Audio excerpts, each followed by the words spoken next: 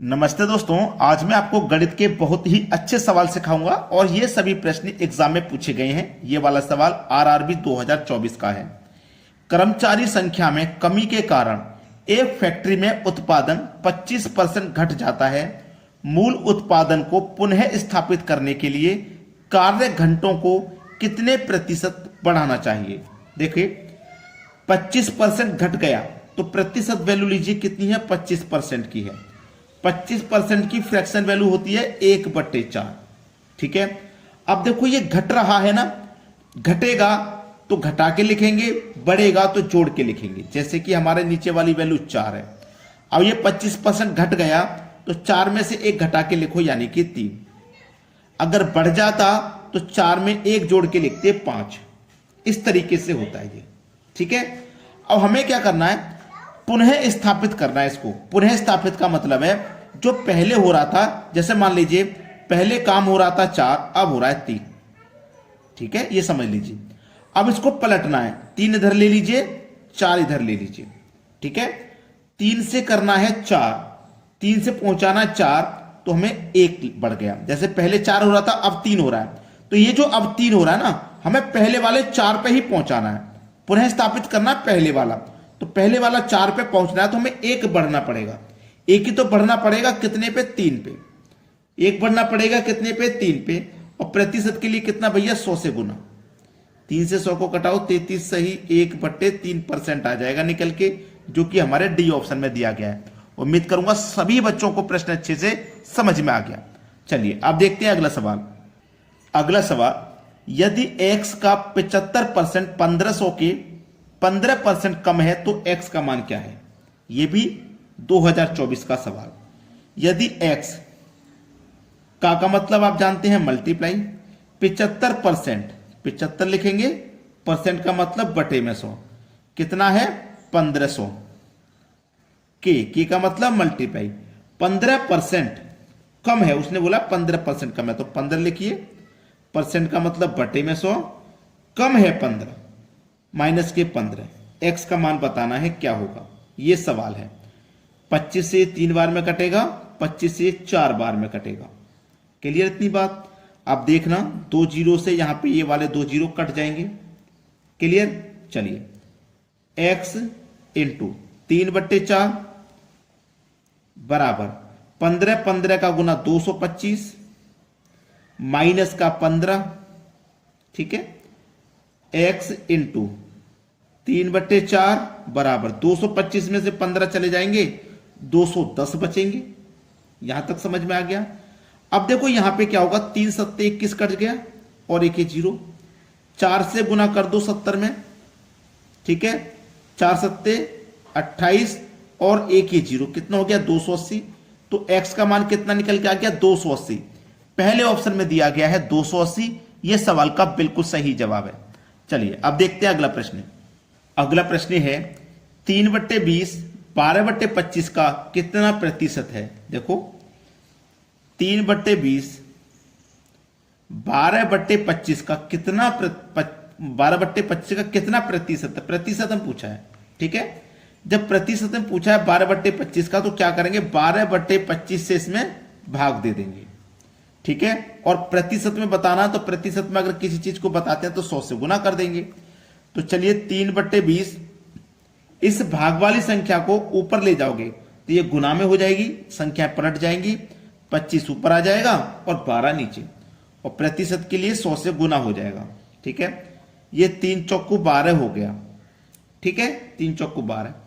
अब 4 से कटाऊंगा 100 को तो ये 25 बार में कट जाएगा। क्लियर इतनी बात। 5 चौको 20, 5 बचे 25 कट गया। ठीक, 25 का और 5 का मल्टीप्लाई करो तो 125 बटे में ये 4 है। 4 से कटाओ, 4 तिया 12, 4 एकम 4, 31 बार गया, दसम लगेगा, 1 बचेगा 10, 4 दूनी 8, 2 बचेगा 20, 4 पंजे 20, 31.25। 31.25 दिया गया पहले ऑप्शन में। यह सवाल का सही जवाब है। चलिए अब देखते हैं अगला प्रश्न। अगला सवाल है, एक शहर की जनसंख्या इतनी है, यदि वह प्रति वर्ष 5% की दर से बढ़ती है तो 2 वर्ष बाद इसकी जनसंख्या कितनी होगी। बड़ा ही अच्छा सवाल है। 5% की दर से बढ़ रही है। 5% यानी कि 5 लिखो, परसेंट का मतलब बटे में 100 लिखो। 5 से कम 5, 5 से कट जाएगा 20 बार में, मतलब 1/20। अगर आज 20 है तो बढ़ के कितनी हो जाएगी, 20 पे 1 बढ़ेगी तो 21। ये पहली साल का है, उसने 2 वर्ष के लिए बोला है ना, तो इसी को 2 वर्ष लिख दीजिए। ठीक है, चलिए 20 का 20 से गुना करो तो 400, 21 का 21 से करो तो 441 हो जाएगा। ये यहां तक किसी को कोई समस्या नहीं होगी। ठीक है, अब हमारे पास जनसंख्या कितनी थी, इतनी थी 176400। ठीक है, जो पहले वाले हैं उससे आपको क्या कर देना है, डिवाइड कर देना है। जो बाद वाला है उससे मल्टीप्लाई कर देना है, क्योंकि पहले इतनी थी, बाद में बढ़ के इतनी हो रही है। 2 जीरो से कटा दो, 2 जीरो को कटा दिया आपने, 2 जीरो से 2 जीरो। 4 से अगर मैं इसको कटाऊंगा तो एक और कटेगा, 4 चौकू 16, एक बचेगा 16, 4 चौकू 16, 4 एकम 4, ये हो गया ना। अब देखो करना क्या है, 441 का गुना 441 से करना है। 441 का गुना 441 से करना है, मतलब इनका स्क्वायर ही समझ लीजिए। 1 का गुना करो 1 से, 1 1 चौके 4, 1 चौके 4 और 4 8, 81 आ गया लास्ट में। तो अब ऑप्शन को देख लीजिए कि 81 किस ऑप्शन में आ रहा है, लास्ट में डी ऑप्शन में आ रहा है। बस यही सही जवाब हो जाएगा, क्यों ज्यादा मेहनत करें आगे तक करके। चलिए अब देखते हैं अगला सवाल। अगला प्रश्न है, वाई को परीक्षा में पास होने के लिए 40% अंक प्राप्त करने थे, उसके 20% अंक प्राप्त किए और 40 अंकों से फेल हो गया। परीक्षा में कुल कितने अंक थे? ऐसा सवाल हो तो आपको दोनों तरफ पास लिख लेना है, इधर भी पास लिखिए और इधर भी पास लिखिए। ठीक है, पास होने के लिए उसे कितने अंक चाहिए थे, 40%, लेकिन प्राप्त कितने किए उसने, 20% अंक प्राप्त किए उसने। 20% अंक उसने प्राप्त किए और 40 अंक से फेल हो गया। अगर हम इसको ये 40 अंक और दे दें तो ये पास हो जाएगा, तो ये भी हमने पास बना लिया। बना लिया कि नहीं, हमने इसको भी पास बना लिया। अब देखिएगा, ये 20%, ये 40%, ये 40% इधर आएंगे तो 20% इधर आएंगे, 40 में से माइनस हो जाएंगे तो कितने बचेंगे, 20%। 20% बराबर 40, 20% बराबर 40, तो 1% बराबर कितना हो जाएगा भैया, 2। 1% बराबर 2। कितने अंक थे उसने ये पूछा है, कितने परसेंट थे, 1% बराबर 2, तो 100% बराबर कितना हो जाएगा भैया, 200 हो जाएगा। 200% बराबर 200 हो जाएगा। ठीक है भाई, 20% का मान जब 40 है तो 1% का मान 2, तो 100% का 200। ऑप्शन में दिया गया है 200, लेकिन ये आंसर नहीं है। आप कहोगे सर आंसर क्यों नहीं, आप तो बिल्कुल सही करा रहे हो, फिर आंसर क्यों नहीं है? ये आपके दिमाग में यही तो बात आएगी कि सर आंसर ये क्यों नहीं है। मैं बताता हूं ये आंसर क्यों नहीं है। चलिए प्रश्न को फिर से करते हैं। वाई को परीक्षा में पास होने के लिए 40% अंक प्राप्त करने थे, उसने 20% अंक प्राप्त किए और 40 अंकों से विफल हो गया। यही तो सवाल था, वो 40 अंकों से फेल हो गया था। जितने भी अंक होंगे परीक्षा में अपने आप में 100% होंगे। समझना प्रश्न को, अपने आप में 100% होंगे, और वो 40 अंकों से फेल हो गया। भाई 40 से फेल हो गया तो इसका मतलब उसने कितने प्राप्त किए, 60 प्राप्त किए। 60 प्राप्त किए हैं कि नहीं, तो 40% उसको अंक यहां पे और 20% अंक यहां पे, 20 और 40 मिला के भैया ये कितना हो जाएगा, 60 हो जाएगा।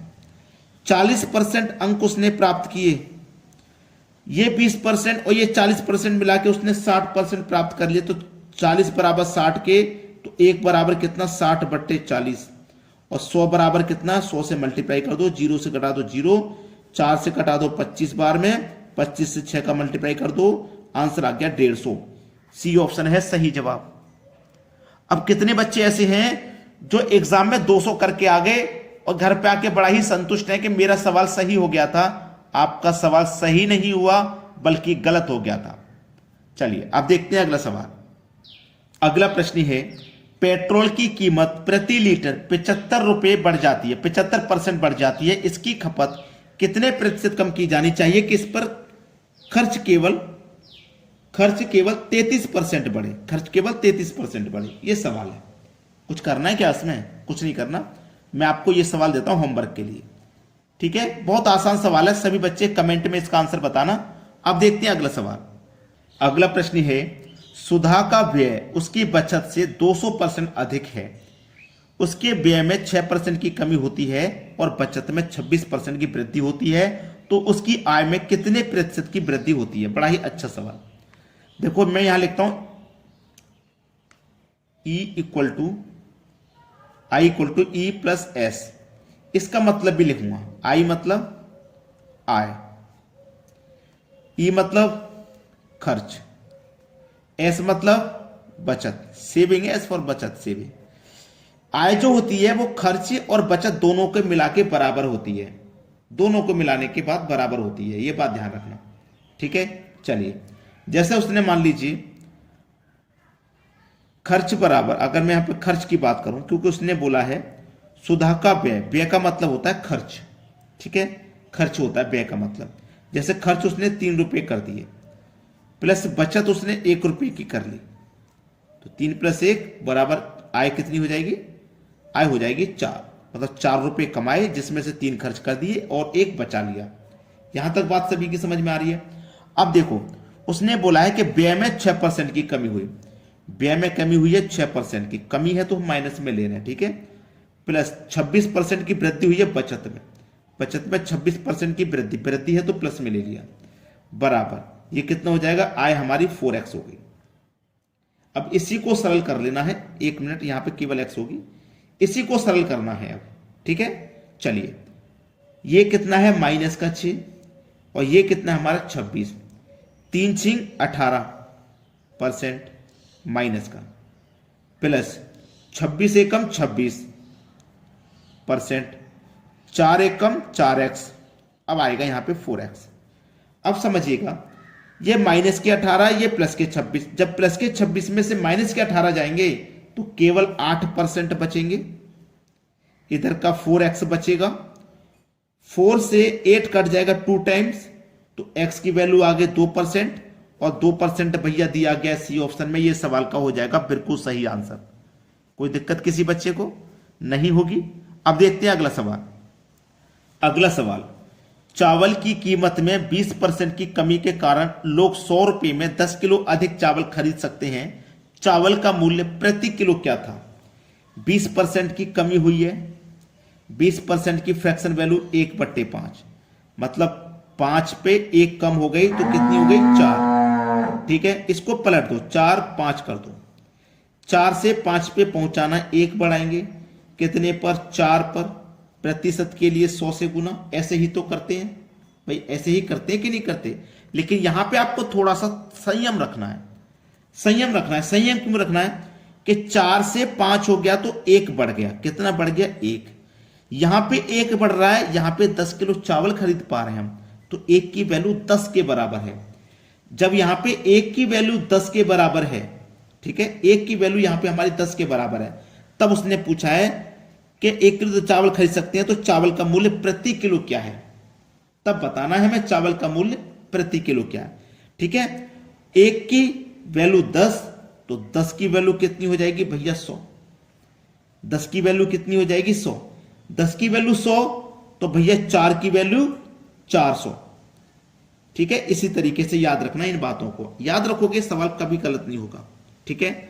अब उसने बोला है चावल का मूल्य प्रति किलो क्या था, प्रति किलो यानी कि 1 किलो का बताना, 1 किलो का बताना, 1 किलो मतलब 1000 ग्राम, ठीक है, 4 मतलब 400, 0 से गया 0, ठीक है, 0 से गया 0, 4 से कटाओ 10 को 2.5 बार में कट जाएगा, 2.5, और 2.5 दिया गया पहले ऑप्शन में, यह सवाल का हो जाएगा बिल्कुल सही आंसर।